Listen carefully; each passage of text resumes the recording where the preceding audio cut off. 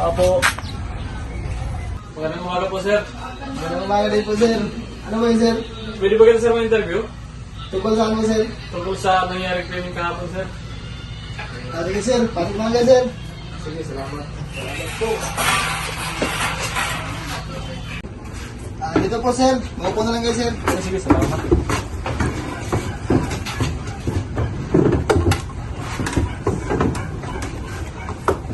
So, magandang umaga po ulit sa'yo, sir. Nandito po kami ngayon para humingi ng impormasyon tungkol sa nangyaring krimen kahapon, sir. Sige po, sir. Bago tayo magsimula, maaari ba naming malaman ang iyong pangalan? Sige po, sir. Ako nga pala si Kit Ivan Itak, 20 taong gulang, nakatira dito sa Bungtod, Tandag City. Ako nga pala ang interviewer na si Julian Alibo at siya ang ating corroborator na si Daryl Husol at siya ang ating videographer na si Shota Sagosoy. At bago natin simulan, nais ko lang ipaalam sa iyo na lahat ng iyong nalalaman o sasabihin ay maaari namin gamitin sa iyo sa loob ng korte. Sir. Kaya kami nandito dahil mayroon kaming konting katanungan sa iyo, sir. Tungkol po sa akin yun, sir. Tungkol sa nangyaring krimen kahapon. Sige po, sir. Sir, pag sinabi ko ba sa inyo ito, makakasiguro ba kayo ng aking kaligtasan at ng aking pamilya, sir? Opo, sir. Bigyan ka naman namin ng proteksyon. Sir, ito sir, may nakita kasi ako na lalaki na galing sa CR. Tsaka may dalang kutsilyo na at duguan yung kamay, sir. Saka huwag na lang, sir. Baka madamay pa ako, sir, at aking pamilya, sir. Bibigyan naman kita ng proteksyon. Yun ko talaga, sir. Nanamay din yung pamilya ko, sir. Takot na talaga ako, sir, kasi namumukhaan ako ng lalaki na may dalang kutsilyo, sir. Yun na lang talaga, sir. O sige, kung ganon, hindi kita pipilitin. Pero kung gusto mo magbigay ng impormasyon, bigyan ka namin ng number. Tumawag ka na lang. Sige po, sir. Salamat po, sir. Maraming salamat po, sir, sa kooperasyon at mauna na po kami. Salamat. Salamat po, sir. Salamat, sir.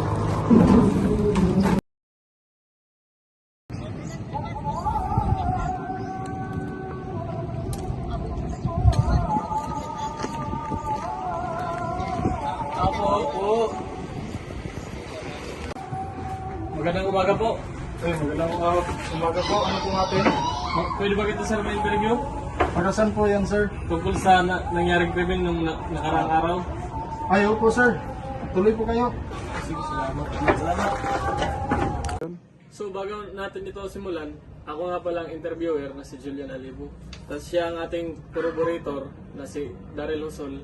At siya ang ating videographer na si Shota Sagosoy. At baka nagtataka kayo na may camera pa tayo dahil para lang ito sa safety natin.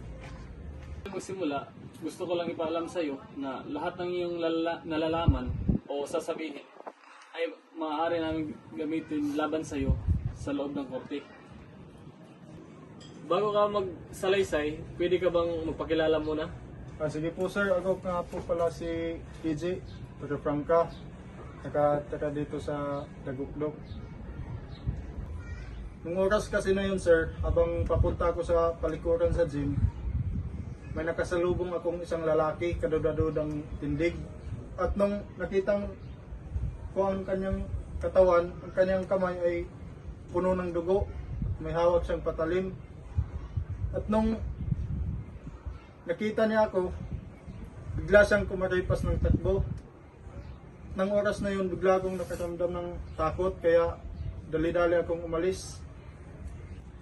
Namukhaan mo ba ang suspect o pwede mo bang ilarawan ng kanyang katawan?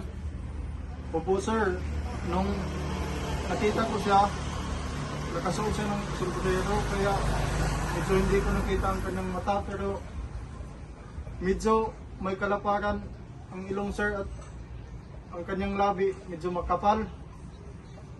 At nakasuot siya nung oras na yun ng kulay puti na damit at medyo may katangkaran.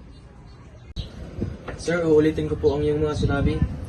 Ikaw po, sir, si KG Franca, nakatira dito sa Dalukdok. Habang pupunta ka sa palikuran sa gym, may nakasalubong kang lalaki, tama po ba, sir? Ang kamay niya puno ng dugo tapos may hawak na patalim. At nang nakita kanya, bigla siyang humaripas ng takbo. Bigla kang natakot kaya dali-dali ka ring umalis. Ang detail ng nakasuot ng sombrero, medyo may kalaparan ng ilong, tapos ang labi medyo makapal. Tapos nakasuot siya ng puti, tapos may katangkaran din. Nasa 5'8 or 5'9 ang kanyang tangkad, tapos ang katawan medyo may kalakihan. Tama po ba, sir? Opo, sir. Pakisign na lang po, sir. Opo, sir. So maraming salamat sa inyong kooperasyon, sir, at sa pagpatuloy mo sa amin at sa pagbigay mo ng detalye. Walang anuman po yun, sir. So tutuloy na po kami, sir. Sige po, sir. Maraming salamat. Sige po.